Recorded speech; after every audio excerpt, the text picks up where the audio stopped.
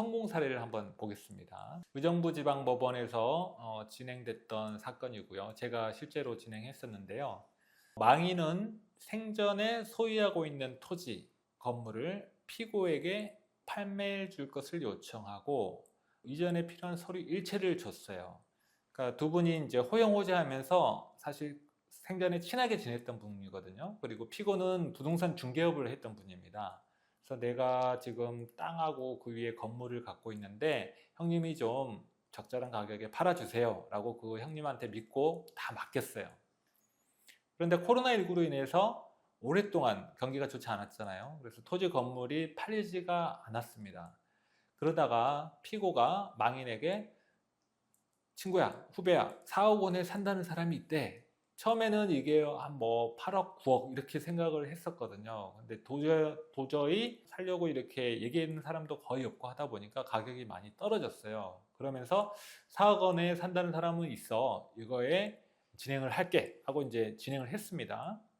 그리고 그 토지와 건물에는 이렇게 저당권도 있었고요. 망인께서 빚이 좀 있었어요. 그래서 피고가 매매 계약을 이행하고 그런 저당권 다 말소하고 여러 가지 일을 처리하시기는 했어요. 그래서 다 정리하고 나니까 3천만 원 남았어. 3천만 원 줄게 하고 3천만 원을 이체를 해줬어요. 그런데 망인이 나중에 양도소득세가 이렇게 부가 통지를 받았거든요. 확인해 보니까 매매 대금이 4억이 아니라 5억이었던 거예요. 그래서 형님 1억 원 어디다 뒀어요? 5억 원에 팔았는데 왜 4억 원이라고 저한테 거짓말을 했습니까? 라고 이제 계속해서 이렇게 따졌는데 피고는 아무런 대응을 하지 않았습니다. 그래서 이제 망인께서 저를 찾아오셨죠. 저는 그 망인과 상의를 해서 일단 피고를 상대로 1억 원 부당이득 반환하라 라고 이제 소송을 제기했고요. 그리고 동시에 사기로 형사고소까지 했어요. 그래서 피고가 답변서에 뭐라고 냈느냐, 1억 원은 제3자에게 이 땅 건물을 이렇게 사갈 사람을 구하기가 힘들어서 다른 지역에 사는 그 부동산 컨설팅 업자에게 컨설팅 비용으로 지급했다. 그리고 그러면서 망인 동의도 받았다. 라고 이렇게 거짓말을 했어요.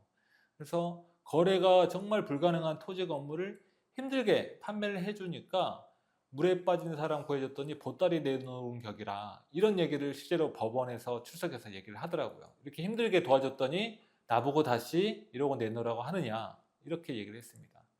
그런데 제3자에게 1억 원을 컨설팅 비용으로 지급했다, 그런 증거는 아무것도 제출을 하지 못했어요. 그리고 관련 형사사건에서도 피고는 처음에는 1억 원을 다른 중개업자에게 컨설팅 비용으로 지급했다라고 하다가 다시 3,500은 내가 중개 수수료로 받았고 나머지는 그 부동산을 고쳐서 팔아야 됐기 때문에 고치는 비용을 썼다라고 진술이 오락가락했습니다. 그래서 검사님도 이거는 사기죄가 맞다라고 사기가 인정돼서 공소도 제기가 됐고 실제적으로 형사재판에서도 사기죄로 처벌을 받았어요. 다만 그분도 나이가 좀 많으셨는데 7순이 좀 넘으셨을까요? 그래서 여러 가지 사정을 고려해서 징역 1년 6월에 집행유예 2년을 판결을 받았습니다. 이게 좀 아쉬웠어요. 실형이 나왔으면 더 적극적으로 변제를 했을 텐데. 소송 도중에 망인은 암 투병 중이셨거든요. 그래서 병원비도 많이 들고 여러 가지 채무가 많아서 그 집을 사실 헐값에 팔았던 겁니다.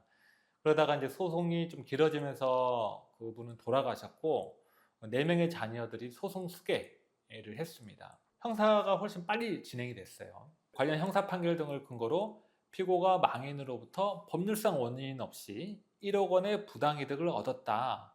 그리고 이분은 그것을 이미 알고 있었다. 부당이득을 한 것을 본인이 알고 있었다. 그래서 악의의 수익자다.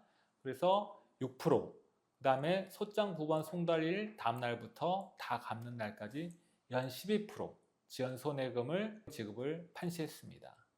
요약해서 말씀드리면 계약상 책임을 묻기 어려운 경우에는 부당이득 반환 청구를 검토할 필요가 있다. 아까 말씀드린 망인과 그 부동산 중개업자 사이에 어떤 위탁 계약이라든지 뭔가 이렇게 계약을 체결하지는 않았어요. 그냥 가까운 사이니까 형님을 믿고 맡긴 거였는데, 물론 이제 수고비를 좀 주시려고는 했다고 하더라고요. 근데 이제 1억 원을 가져갔기 때문에 이거 도저히 참을 수가 없는 상황이었죠. 그런 때는 부당이득 반환 청구를 검토할 필요가 있다.